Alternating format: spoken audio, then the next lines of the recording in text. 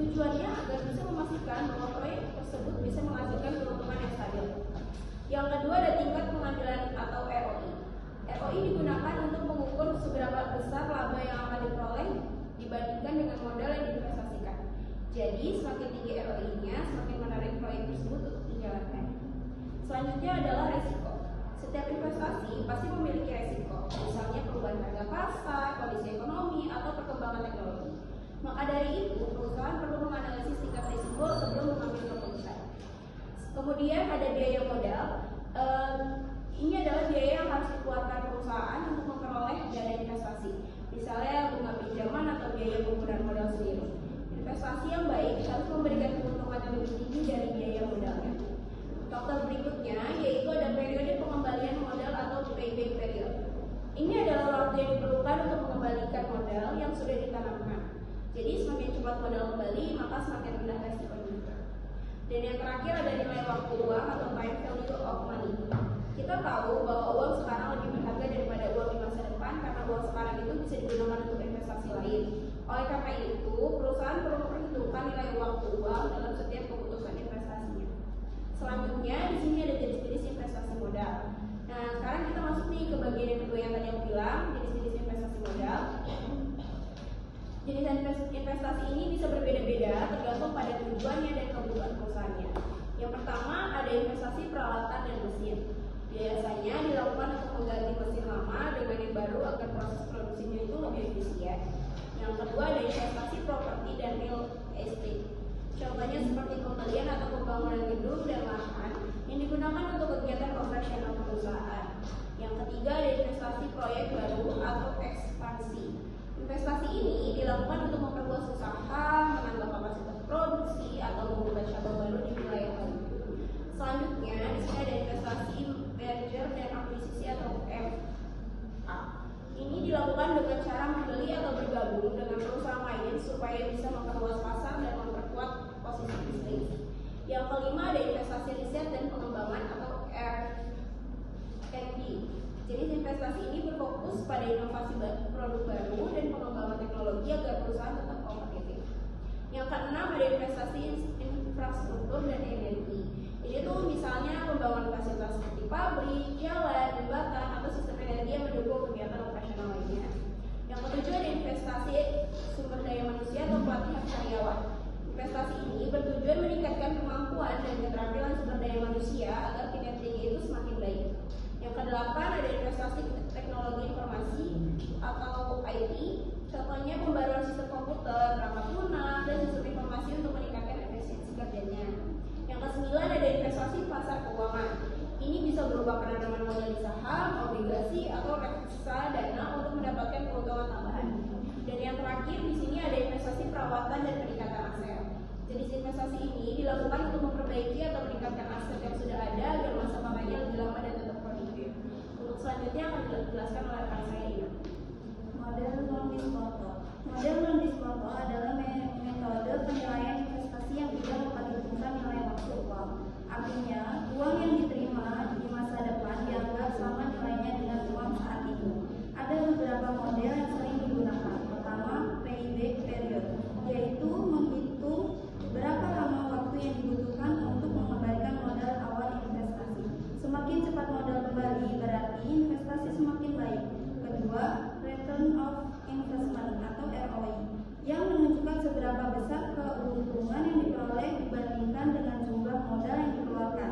Ketiga, accounting rate of return atau ARR, yaitu metode yang menilai tingkat pengembalian investasi berdasarkan data akuntansi seperti laba bersih dari laporan keuangan.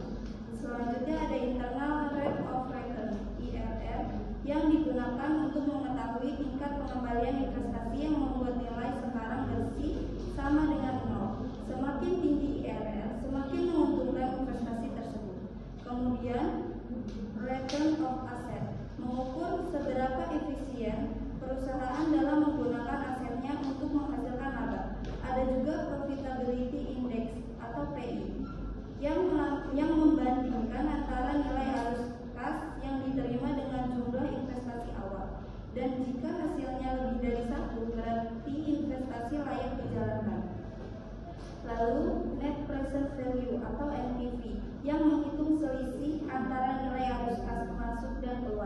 Jika hasilnya positif, maka proyek menguntungkan. Terakhir, return of equity atau ROE yang menilai seberapa besar laba yang diperoleh dari modal pemilik perusahaan.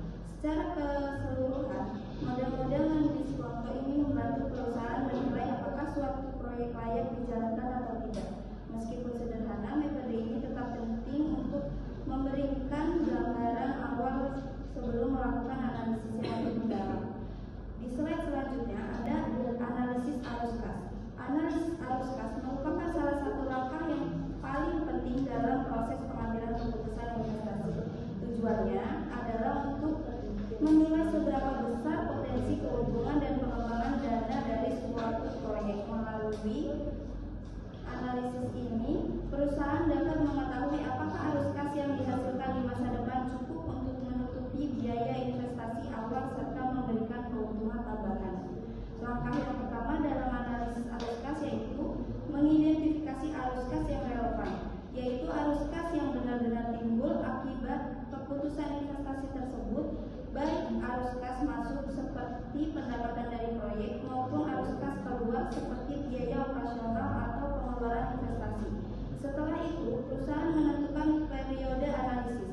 Biasanya mencakup beberapa tahun ke depan, tergantung pada umur proyek. Kemudian dilakukan perhitungan arus kas bersih, yaitu selisih antara arus kas masuk dan keluar di setiap periode.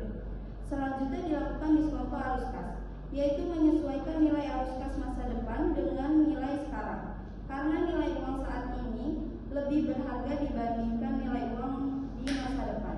Selain itu, terdapat beberapa penyesuaian penting yang harus diperhatikan seperti pajak yang mempengaruhi laba bersih, biaya depresiasi yang mencerminkan penyusutan aset, serta perubahan modal yang menunjukkan perbedaan antara aset lancar dan kewajiban lancar.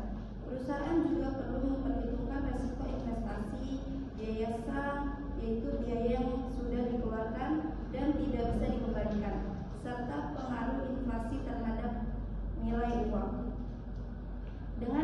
Dengan melakukan analisis arus kas secara menyeluruh, perusahaan bisa mendapatkan gambaran yang lebih akurat tentang kelayakan suatu proyek. Hasil analisis ini membantu manajemen dalam menentukan apakah investasi tersebut layak dijalankan, perlu ditunda, atau bahkan tidak dilanjutkan sama sekali.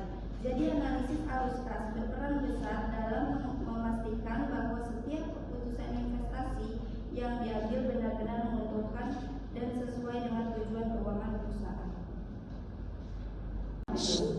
Oke, selanjutnya ada kesimpulan.